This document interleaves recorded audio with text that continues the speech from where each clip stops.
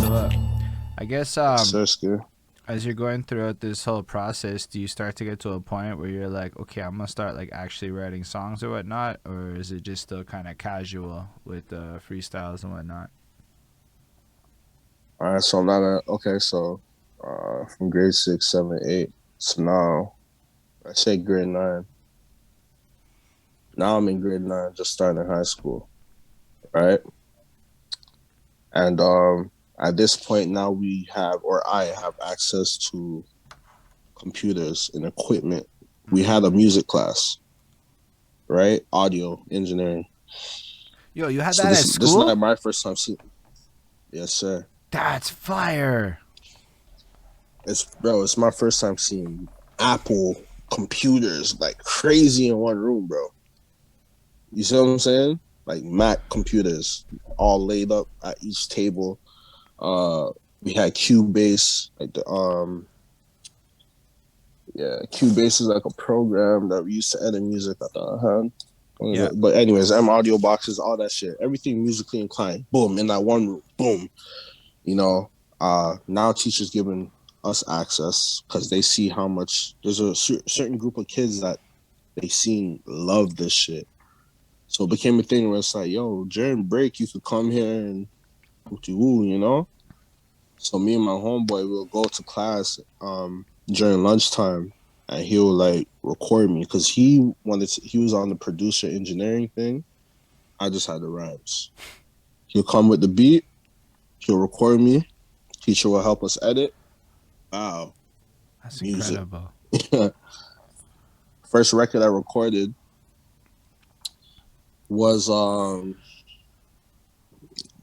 what was that record called, man, by Biggie? Oh, Big Papa. Right. So I got the instrumental from YouTube and I made my own track and I called it Anderson Jr. because that was my name. That's my last name, right? So whatever, I recorded to it, dropped it on Facebook, and it went crazy viral on Facebook, man. Like next day, the girls, the guys are coming to school like, I love it when you call me Anderson Jr.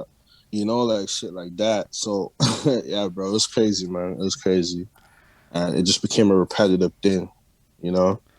Hold up. So you're saying And yeah, I you got the had hang of more it. success in high school than a lot of people I know do today? I don't know who you know, but Yeah, it sounds you like know what some I'm good saying. Like it shit. was working for me, man. Damn, I man, was that's I like was a fucking popular fire. guy. So, but Mm-hmm. that's powerful about the like You just say Islam, but because like, how big is your high school? Like, how many people go there? nigga, that's a good question. I never counted how much people was in that school. I only fucked with the cool kids, all the kids, you know. But it Was was a lot. It was a lot. It was a brand new high school. South side of Brown, north side, east side. You know, everyone came to that school type shit. So it was a very fairly big school, man. so that's crazy that you would just be able to put But out it's not tracks. just the school. It's exactly, and it's not just my high school where I'm getting love from. Now I'm connected with different sections of Brampton. And my name's ringing bells. You understand what I'm saying? So it's not just my school. I'm getting Fletcher's, I'm getting EC, I'm like all these other high schools, you know. So Right. Facebook during those times, Facebook was really a plug outlet for us to interact with each other, especially Vibe.to. I'm not sure if you're around for those times to understand what that was. Nah, I was in Montreal, so Vibe.to. definitely not sure what that is Okay, because I'm okay, on yeah, the yeah. five Montreal side of things throughout the whole thing. So, Okay, um, that makes sense. Yeah, man. what's Vibe.to? So Vibe.to, it was just like, put it this way, it was like an Instagram, but through web, like on a website, if that makes sense. So you could edit your own page, like a MySpace, I guess we could say MySpace. Edit your page when someone goes on your page, choose a song that you want them to hear when they're scrolling through your pics. It was very dope, bro. It was very dope. You had access to that, man. That sounds blessed. And this is like back in the early days of Facebook What's when that? Facebook was like simple when you like just talk to people. Mm-hmm. Damn, imagine trying to push Yes, music sir. back then. Motherfuckers would probably click on your shit. Just because it's like a Oh, for different sure. times. Can you hear me? Okay, yeah, I was saying, I also had this. Yeah, I can hear you. I had this next homie that I used to rap with. Those times LimeWire was out, right? We'll download instrumentals and we'll rap on. We'll record it and burn it on a CD and go to school and sell it for five of a pop. You know, so we're making money like that too. We tried the thing out with that, man. Young hustlers, you know.